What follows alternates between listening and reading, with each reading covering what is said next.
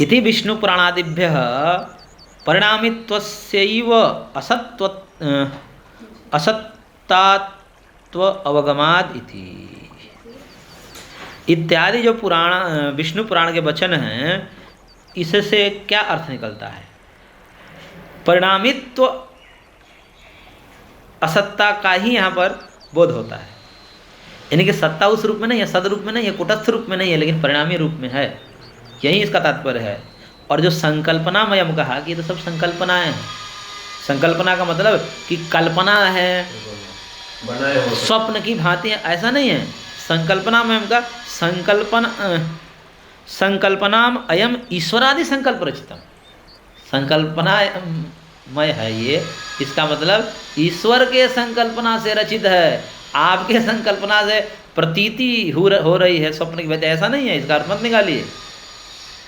तो संकल्पनाम अयम का मतलब ईश्वर के संकल्प से, तदैक्षत बहुश्याम इति, उसने ईक्षण किया, संकल्पना किया भगवान ने, ये जगत बन गया।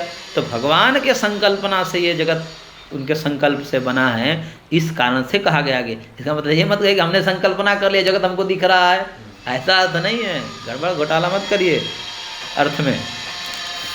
तो जहाँ जहाँ पे ऐसा कहते हैं ना, बाकी सब तो जो है संकल्पना है। संकल्पना मतलब किसकी? आपकी संकल्पना, ईश्वर की संकल्पना से जगत बना, ये अर्थ होता है। वो ले लेते हैं अर्थ की, बाकी सब तो हमारी कल्पना है, जिसकी जैसी कल्पना वो सब बना लिया। ऐसा थोड़े जैसे कल्पना से बन जाएगी, गोबर को हलवा कल्पना करके बना लो ना, जब कल्पना से वस्तुएं बन रही है तो ऐसा नहीं होता ना। बौद्ध कहता है कि भाई कल्पना से हम वस्तु बना दी, जिसकी जैसी कल्पना वैसी वस्तु बना ली, ऐसा थोड़ी होगा। एक ही कल्पना सब कर रहे हैं, एक वृक्ष को वृक्ष ही सब देखते हैं, सब वृक्ष की ही कल्पना उसमें कर रहे हैं, इतने एक मत हैं। कभी चेतन एक मत होते हैं, और एक वृक्ष को सब वृक्ष ही कर रहा है, नहीं कि वृक्ष की ही कल्पना सब कर रहे हैं, ऐसा नहीं है। वस्तु वास्तव में है, वो आपकी कल्पना पर निर्भर नहीं है, अभी तो ईश्वर के द्वारा रचित है। एतेन विज्ञानमयम एव एतद अशेषम अवगच्छते इत्यादिना विष्णु पुराणे मायामोहरूपिणा विष्णुना असुरेभ्यो अपि तत्वमेव उपदिष्टम। और ये भी बात कही गई है विष्णु पुराण में, क्या कहा गया है? विज्ञानमयम एव एतद अशेषम, ये संपूर्ण जो है विज्ञान मात्र है। अब देखिए यहाँ पर विज्ञानवादी कहेगा ये सब कुछ क्या है? ये सब कुछ विज्ञान मात्र है।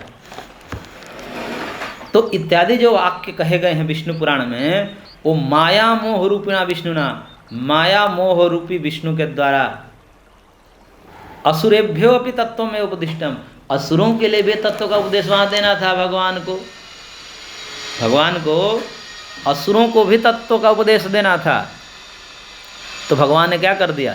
कुछ खेल खेल देते हैं भगवान, क्योंकि असुर हैं, इनको तत्व ज्ञान हो जाएगा तो मुक्त हो जाएंगे, लेकिन असुरत्व है इनमें, उतना पुण्य कर्म नहीं है कि इनको तत्व ज्ञान हो जाएगा। तो उस प्रकार के बोल देते हैं ना कि उलझ जाते हैं वो लोग असुर, ऐसे वाक्य में असुर उलझ जाते। तो उन्होंने क्या अर्थ निकाल दिया? ते तु अनधिकारादि दोषैः विपरीतार्थ ग्रहणेन विज्ञानवादिनो नास्तिका बभूवुः इति अवगंतव्यम। यहाँ पर वो जो असुर थे, कौन? बौद्ध आदि, ये असुर ही हैं सब। इन्होंने क्या कर दिया? अनधिकारादि दोष से युक्त थे, इनको अधिकार नहीं था। क्यों? क्योंकि उतना पुण्य नहीं था, उतनी शक्ति नहीं थी सोचने की, समझने की।